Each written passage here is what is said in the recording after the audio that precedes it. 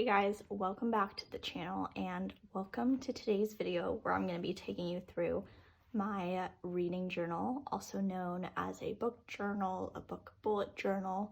I like to call it a book notes notebook, something along those lines. I actually mentioned this journal briefly in my 2020 planner lineup video where I kind of talked about how this incorporates into my overall organization system.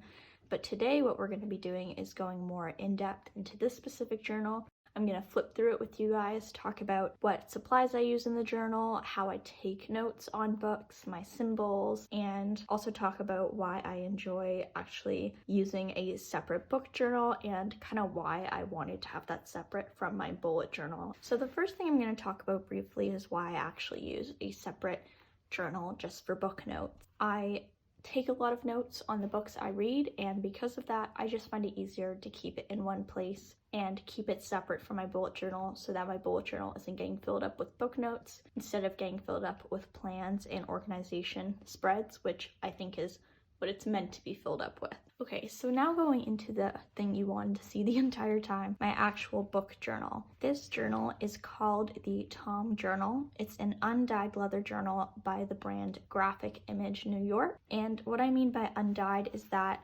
this leather is not treated. So essentially as you hold it and as the sun hits this leather, it will eventually develop a very rich patina. And you can really see that here with the color between this part isn't actually exposed to the sun since I keep this journal closed. And you can see how this part has kind of stayed light while this part has started to darken, which is really, really cool. And I'm really excited to see how this notebook changes and kind of patinas as I use it. This notebook cover is an A6 size, which is about a 4x6 size, and inside of this I just keep a A6 Stalogy. It has a nice little flap here where you can slide the cover into, which I really like. I did do a separate video outlining specifics of these types of notebooks. If you're unfamiliar with them, I would definitely recommend checking them out. But for those of you who've been around a while, you know that the Stalogy is pretty much the only notebook I will actually use. I also use two main supplies in this journal. This is a Kaweco Gel roller pen. It's actually just a 0.5 tip gel pen, and I have a Parker gel refill in that right now.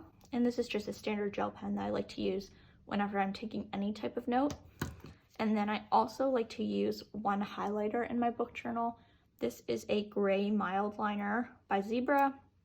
And I mostly tend to actually use this side, which is the marker side, not the highlighter side. At the beginning of the notebook, I have one little entrance or decorative page, if you will. When I started this notebook, I kind of wanted something at the very beginning to just symbolize the start of my book journal and kind of set the mood. So I picked this. This is in Fellowship of the Ring, and it says "Speak, friend, and enter," and this is on the door where they go to enter Moria in the first book. And I thought that was like a perfect kind of starting point for this journal because it is obviously a book related quote and it's from one of my favorite series. So definitely starts on a very positive note, which I enjoy.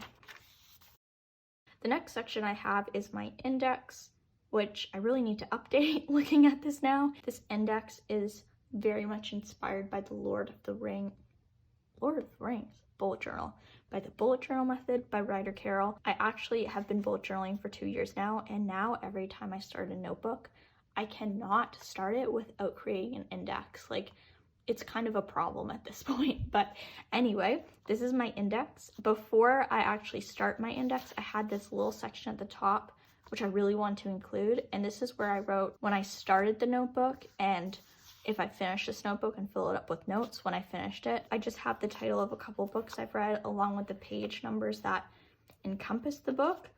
These pages I numbered myself. That's the one thing the Stalogy doesn't have that I really wish they did, but it's kind of a therapeutic exercise if you just put on some TV and grab a cup of tea. So now we get into the actual notebook part of this little tour. I have a very particular way of taking notes for my books, and that's just kind of been developed from a lot of failed attempts at taking book notes and then not being able to reference them later. Because for me, a really important part of taking book notes is not only having key information written down, but also having it written down in a way that I can easily see where I can find it in the book. I use the the right hand part of the page to write down the page associated with whatever note I'm taking.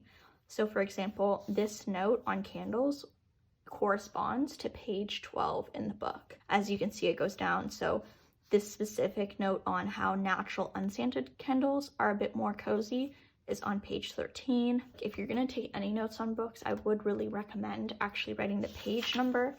I do this with my notes and also with my quotations. I always include a page number.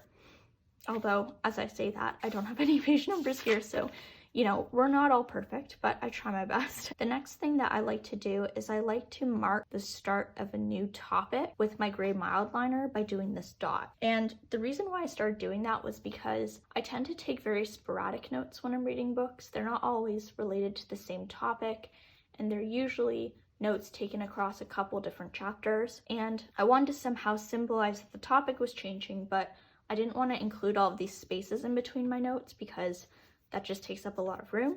So instead, I like to indicate a change of topic or a new topic with this gray dot. And then if I have any corresponding notes that have to do with this topic, I just kind of indent them and take them down below. As we can see on this one, this topic is lamps on page 16, and all the specific details that I want to record about lamps are indented, so I know that they're still within the same topic. I'll also go in and use the mildliner to bring significance to specific points by either underlining it or doing a bracket.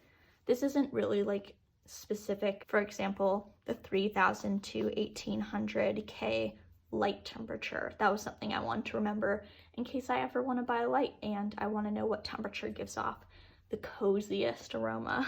Oh, and you'll also see me sometimes do a star beside some points. This is very much from the bullet journal method. An original signifier is a star to denote something important, and I just kind of carried this into this journal because it's something that's very natural for me to do. I'd say another really unique part of my reading journal is how I like to record direct quotations from the book. Often I find direct quotations are something that I find really important. So what I like to do is I like to take an entire page. It doesn't have to be the right page.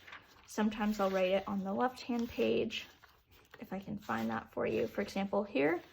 And I will write the quote in the center of the page, and then I'll indicate the page number. And I just find this is a really good way to bring a bit more attention to the quote and give it kind of room to kind of have its moment, I guess. I just find that's a really nice way to kind of revisit my notes. If I just kind of want to look at the quotes that I found really important, it's an easy way to see those. And then if I want to look more in depth into the actual notes from the book, I can also do that. So that was pretty much my notes from this book. And then I also have some other notes. Depending on the book, my notes will be a bit longer or shorter. For example, when I read the book Grit by Angela Duckworth, I took quite a few notes on this. At the beginning of each book note, I like to include the title, the author, and the date I started the book. As I take notes on my books, I'll include little diagrams. I like to kind of create them in a way that I'll remember them best. And I think besides that, that's really all I do in my system. I tend to keep it pretty simple, besides like the really specific things like the quotation on one page and using the mildliner. I don't like to make it difficult for myself to record book notes because I actually want to do this, if that makes sense. But I guess I'll just flip through the rest of the book while you guys are here, because I figure some people might be interested in that. Oh, this is a quote from the bullet journal method, and this is such a good one that I really like. It says, "Your pen is not a wand, it's just a tool. It's you who brings the magic to the page." This is from Ryder Carroll's book, The Bullet Journal Method. And I just thought this was a really important quote because I think sometimes we can get so caught up in the supplies and buying the notebook and buying the pens. And at the end of the day, all that matters is what you can do with your notebook and what you want to do with your notebook. So yeah, that is the end of my book notes. I don't like to record book notes on every single book I read. For example, when I read Fellowship of the Ring, I didn't actually record any notes on that because I just didn't really feel the need to. Books that are usually nonfiction, I tend to want to take notes on because those are a bit more of a kind of learning experience. I'm actually trying to understand a topic better. That is pretty much all I include in my reading or my book journal. It's very simple, but it works really well for me and I really enjoy it. I'm interested to see how many years it's going to take me to fill up this journal because it has 400 pages. And as you can see, I've only filled up about 20. So I'm sure a lot of books will be fitting in here. Anyway, that was my quick little tour of my book journal and how I like to take notes on books that I read. I hope you guys found this video helpful. If you have any questions, I'd be happy to answer them down below in the comments. And if you have any requests for any other videos you want to see, also leave those down below because I'm happy to oblige. This one was actually requested by a couple of really nice viewers in the planner system video, and it was really nice to hear from you guys and kind of bring you guys something that you actually will find helpful. So that's all for now. Thank you so much for watching, and I will see you guys in the next one.